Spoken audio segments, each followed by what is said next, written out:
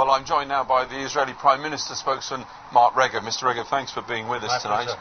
Can you explain to people why on earth Israeli Defence Forces wish to interfere and prevent the Red Cross reaching dead and wounded civilians? We have no such intention. I mean, ultimately, we will do what we can, what needs to be done, to work with humanitarian organisations like the Red Cross. Mr. Regev, for 3 days the Red Cross couldn't get to a situation where there were starving children sitting next to the corpses of their mothers. A lot of our viewers will be saying, in the name of humanity, what kind of government allows its soldiers to stop the RC getting to those people?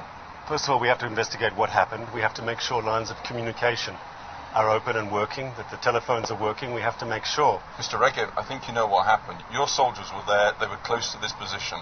The Red Cross are not in the business of making this I know, up. and we take the Red Cross very seriously, and that's why we're investigating. But I think you should also be aware that Hamas is playing the game of atrocity propaganda. I'm not talking about Hamas, I'm talking about your soldiers preventing the Red Cross. No, I'm inviting you, Mr. Regev, to apologise to the Red Cross for this. We want to work with the Red Cross. We see them as playing an important role. We have a good relationship with them. We want to continue that relationship.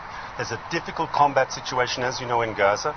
In spite of the difficulties, we want to work with the Red Cross and help them do their job. Mr. Regev, the Red Cross had to walk 1 kilometre to reach these people. Your soldiers prevented them getting their ambulances in. Your soldiers forced the Red Cross to get these people out, starving children, on a donkey cart. In the name of humanity, what is Israel doing? I want to be clear here. It's a difficult combat situation. You know that. People are getting killed. Our soldiers are under constant fire. We have to work despite that difficult situation, it's incumbent upon us to work effectively. No, this will not do. Your soldiers were not under fire in that situation. How do you know that, sir? How do you know that? 3 days my soldiers were not under fire? I'm not talking about 3 days. The Red Cross knows that my soldiers were under fire. When they went in there to rescue those people, they were not under fire. At that particular time, but maybe many situations were.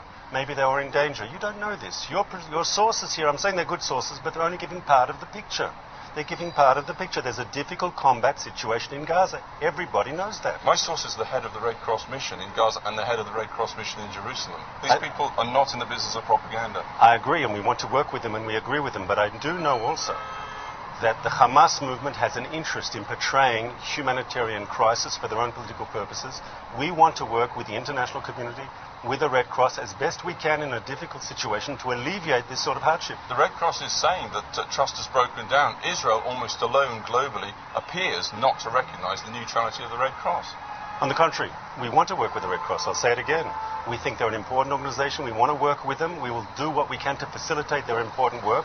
And if we've had problems because of the very difficult combat situation, we'll work to solve those problems. Can we expect an official apology, at least for this one incident in the coming days? If we find that we did something wrong, of course we'll be talking apologise, but we have to get all the facts in. That's a promise. Once again, if we did something wrong, we have to find out exactly what happened. Surely you're fully in favour of finding out exactly what happened. I am indeed. Mr. Regev, thanks very much indeed for joining us.